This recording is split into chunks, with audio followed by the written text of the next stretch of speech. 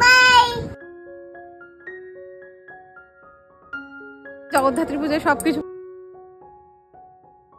খেতে খেতেই ঘুমিয়ে।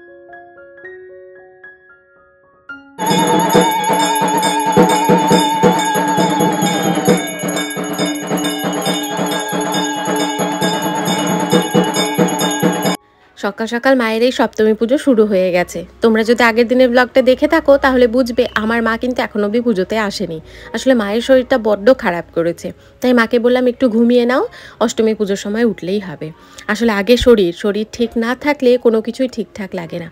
এখানে সপ্তমী পুজো চলছে, আমি একটু প্রদীপের তাপ সবাইকে দিয়ে দিচ্ছি। আর একটু পরেই হবে সপ্তমী পুজোর অঞ্জলি। এখন বাজে 6:45 মতন, ভোরের আলো ফুটে গেছে। যখন আমরা উঠেছিলাম ঘুটঘুটে অন্ধকার ছিল। এখন সপ্তমীর অঞ্জলি হবে 7টার মধ্যে। আর ফাইনালি মায়ের দেখা পাওয়া গেছে। ওই যে মা ফুল তুলতে ব্যস্ত।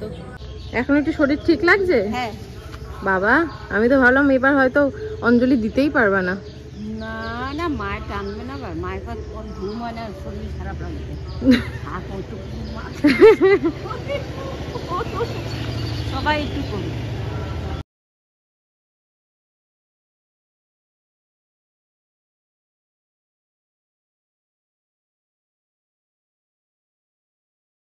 এখন অষ্টমী পুজো শুরু হবে, আর অষ্টমী মানে একটু শাড়ি পরতে হবে। এবছর তো দুর্গাপুজোর সময় শাড়ি পরতে পারিনি, তাই আর কি জগদ্ধাত্রী পুজো সেই স্বাদটা মিটিয়ে নিচ্ছি।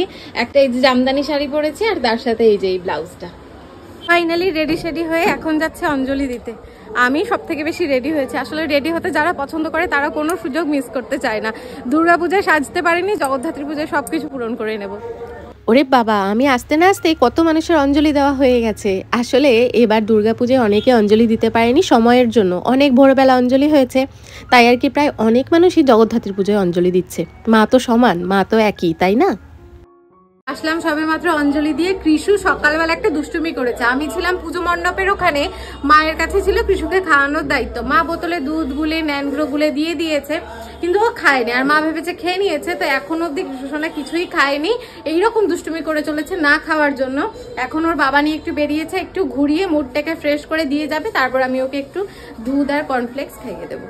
খেলতে থাকে, যখন খেলতেই থাকে, মানে আমি যে কি অদ্ভুত ঝামেলায় পড়েছে এখানে এসে সেটা বলার মতন না।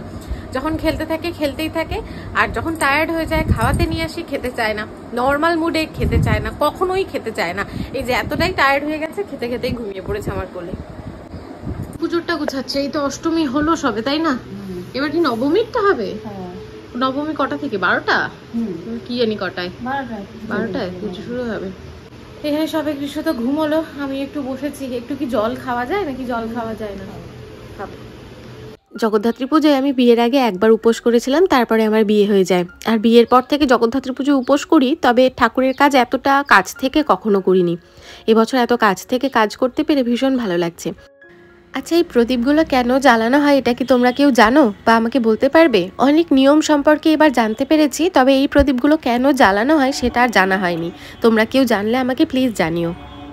অষ্টমী পূজার আরতি হচ্ছে, আর এবার আমি একটু যাব বাড়ির দিকে। কৃষ্ণসোনাকে একটু ধুতি পাঞ্জাবিটা পরিয়ে নিয়ে আসতে হবে। ফাইনালি সেই দুর্গাপুজোর ধুতি পাঞ্জাবি এই জগদ্ধাত্রী পুজোয় এসে পড়লো। আর কদিন পরে আবার ঠান্ডা পড়ে যাবে, তাই আজকেই পরিয়ে নিলাম। পাঞ্জাবিটা আমার বড্ড পছন্দ হয়েছে। এই পাঞ্জাবিটার লিঙ্ক অনেকেই চেয়েছিলে, আগের দিনের ভিডিওতে দিতে পারিনি, আজকের ভিডিওতে ডেসক্রিপশন বক্সে দিয়ে দেবো। কেমন লাগছে ধুতি পাঞ্জাবি পরে আমাদের ছোট্ট কৃষুকে অবশ্যই জানাতে ভুলো না। এক সাইডে বাবা দাঁড়িয়ে রয়েছে, এক সাইডে আমি দাঁড়িয়ে রয়েছি, যাতে করে এই পাঁচিলের বাইরেও না যেতে পারে। আসলে ছুটতে পালিয়ে যায় ওই মেন রোডের দিকে, তাই আর কি। এসেই বসে পড়েছে বড়মার কোলে। এদিকে আবার নবমীর সেই যজ্ঞের প্রস্তুতি শুরু হয়ে গেছে। যজ্ঞ কুণ্ডটাও তৈরি হয়ে গেছে, আর সবাই চারদিকে গোল করে বসেও পড়েছে। এবার আস্তে আস্তে অনেকটাই দেরি হয়ে গেছে, তাই আমাদের জায়গাটা অনেকটা পেছনের দিকেই হয়েছে। জানাতে ভুলো না কিন্তু আমাদের ছোট্ট কৃষুকে কেমন লাগছে। কত ভালোভাবে ওর ফটো তোলার চেষ্টা করলাম, কিন্তু কিছুতেই কয়েকটাও ফটো তুলতে দিল না। বাচ্চাগুলো আজকাল ভীষণ পাকা হয়েছে, নিজের মর্জির খিলাফে কোনো কাজকর্ম করতে দেয় না। এই যজ্ঞকুণ্ডটা তো প্রায় সাজানো হয়েই গেছে, আর এবছরও আমাদের ক্লাবের থেকে ভিডিও ক্যামেরার অ্যারেঞ্জমেন্ট করেছে। ওই দিকে ওই দাদাটা নিজের মতন ক্যামেরা করছে আর আমি আমার মতন ভিডিও বানাচ্ছি।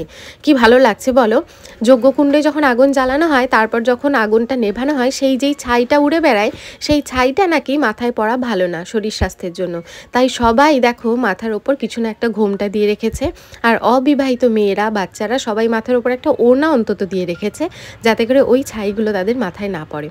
যজ্ঞ হতে না হতেই আমি একবার বাইরে এসেছিলাম কৃষুকে দেখতে। ও বাবা, ও দেখছি এখানে বাচ্চা কাচ্চার সাথে বেশ সুন্দরভাবে মিশে গেছে। তবে একা তো রাখা যাবে না, ওই যে ওই কোনায় বাবা বসেছিল, ওকে পাহারা দিচ্ছিল।